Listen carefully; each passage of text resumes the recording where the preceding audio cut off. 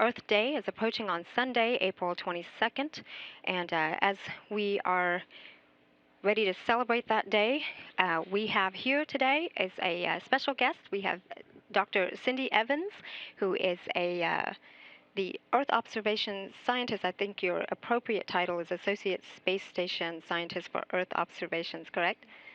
Something like that. It's Space Station Associate Program Scientist for Earth Observations. Great. Yes. Thank you so much for coming today. And I can see you may not be able to see this on camera, but she has Earth earrings on, and I like that. That's very nice. So, first of all, let's just talk about some of the things that are going. First, actually, before I even get into Earth observations, let's talk about you. So, tell me, how did you become an Earth observation scientist? Well, I'm a geologist. My training is in geology, and like many geologists, went to school and started taking all sorts of sciences: chemistry, physics, math, and none of them quite fit. And I think the beauty of geology and earth science is that it takes all of those sciences and brings them together. Plus, we do a lot of field work, and it's really fun to be outside and observe the earth firsthand. Very interesting. And so, when was it that you came to NASA, and how did you come about getting here?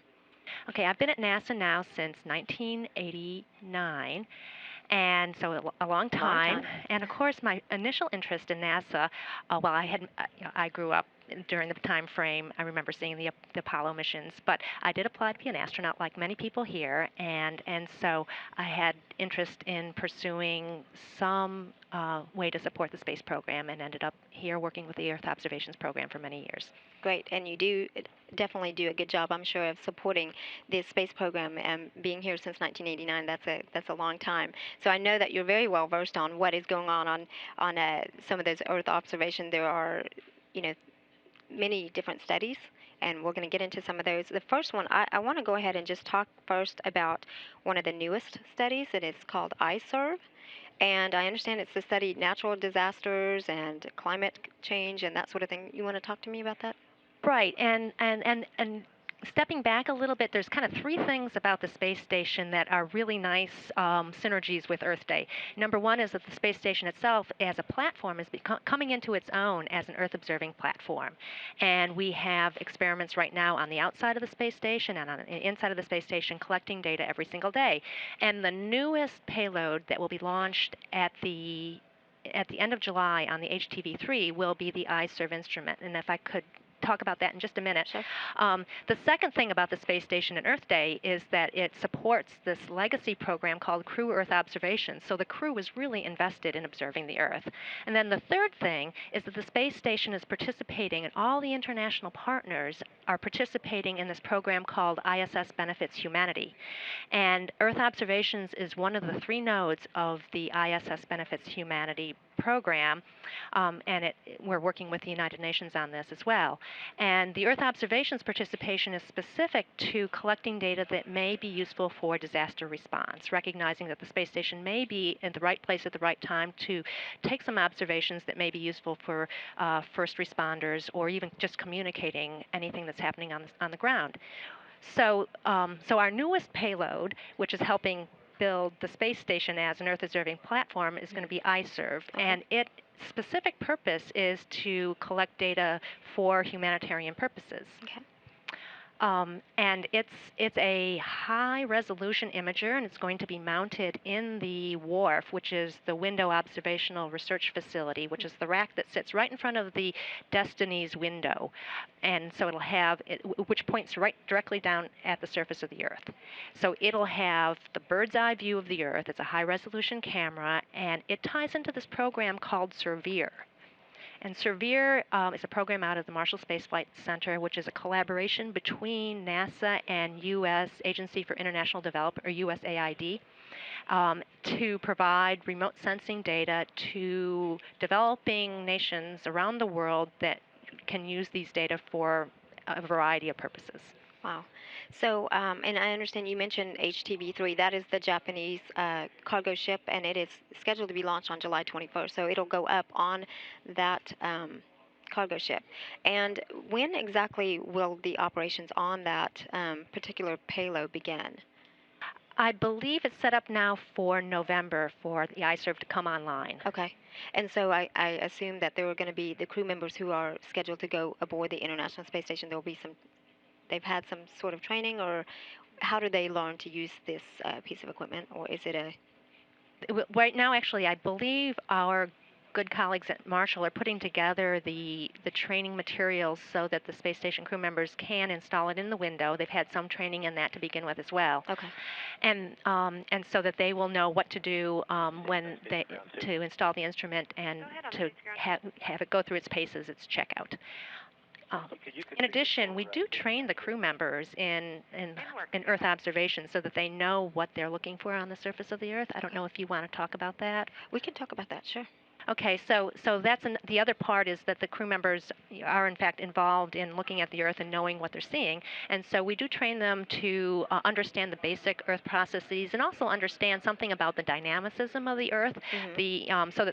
so that when volcanoes erupt or tropical storm systems occur over certain areas, um, or watching the seasons change, watching the ice melt right now in the northern hemisphere or the snow buildup in the southern hemisphere, they understand the kinds of things that they need to look for, and they can support their observations that way. Okay, great. So I want to go into the longest running study that we've had, and it's one of the most popular ones, I believe, of the crew Earth observations, and you mentioned that in the earlier. But before we go into that, I want to go ahead and ask you a question that came to us from Twitter. So this question on Twitter comes to us from Jay Skiers, Jim. He asked, "What exactly do they study? I guess they don't just admire the planet, although it is lovely." Okay, so yeah, I started to talk about that a little bit. Yeah, so that the crew members they study specifically um, human impacts on the surface of the Earth that they might be able to observe. For example, what does a city footprint look like, and what kinds of infrastructures can be observed. They study specific types of dynamic events and the impacts of those dynamic events. For example, coastlines change after storm systems or after floods, and so they learn how to recognize. They know what kinds of features to look for. Um, they study something about the world's climate and where the glaciers occur, especially the tropical glaciers, and they study camera techniques so that they know how to most appropriately capture the kinds of data that we request of them. And then we help them every day from the ground by sending them some information. And you guys, I know actually identify areas because I have today's crew Earth observations that were given to the crew, and so as they have time, they go on. And I understand there are different collection or areas that you guys are interested in. And so for today, we have the capital cities collection. Do you want to go through these real quick and just tell us what we're looking at today? Okay, so today, and of course, all the requests are based on where the space station is going to be at a certain time. We can't ask them to photograph something that's on the other side of the world for Sure. where they are. So today we've got one of our campaigns is to collect imagery of all of the major cities of the world, and today they're going to be passing over India, and so New Delhi, which is India's capital, is one of the targets for them. And in some areas, they get very good about recognizing patterns, cultural patterns over different countries in the world. In India, many of the cities are built out of materials that are similar to the countryside, so that the cities don't pop out the same way that they might in the United States, for example, where we use exotic materials. And so we describe to them what Delhi might look like. It's not going to be it'll be a difficult target for them because of the building materials, and we ask them to photograph the whole of the city.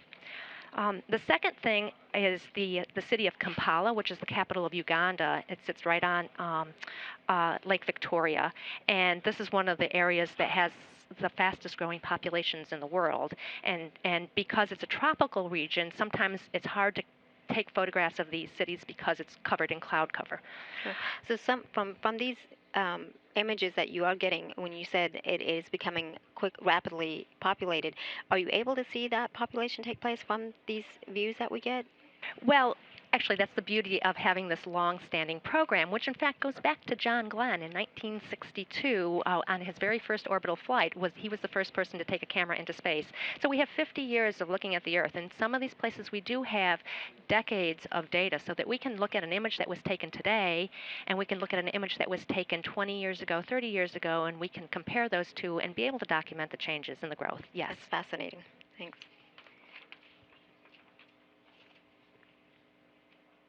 Okay, the third thing that we're asking the crew members to look at today is a dynamic event. It's a dust storm over the Arabian Peninsula. They're called haboobs. They're seasonal dust storms. You may have heard this word last summer when Arizona was having big dust storms. It was introduced into the North American weather lingo. And these dust storms can be huge, and the dust can travel many hundreds of miles. And so it's a pretty spectacular view for the space station crew members. And so, why might we be interested in viewing these types of? Is this again the natural disaster? Well, and this is kind of understanding how the planet breathes, Okay. and this is a swing season that is a spring or a fall kind of phenomenon. So being able to understand where the dust storms, where the source of the dust is, how it gets picked up, how thick it is, how far it travels. Does it travel over the city of Riyadh, for example? Is it going to impact people on the surface of the Earth? And just kind of understanding the basic dynamics of these kinds of features, because dynamic events are harder to capture from the unmanned satellites. Okay. Great.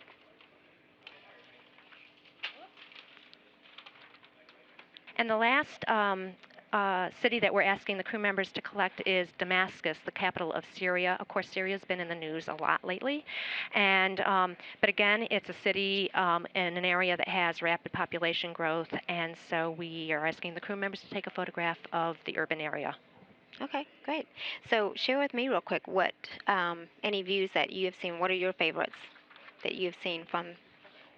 Well, one of my very favorite views, as a geologist, I like volcanoes and I love volcanic eruptions. And so the crew members have actually sometimes been the first to observe eruptions.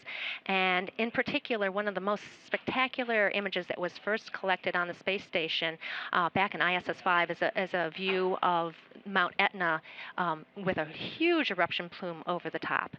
And of course, today, Popocatépetl, the volcano that's near Mexico City, is beginning to show signs of unrest. And so those are some of my favorite pictures, are the pictures of volcanoes erupting. So, I bet you're getting ready to see that other photo of another volcano active.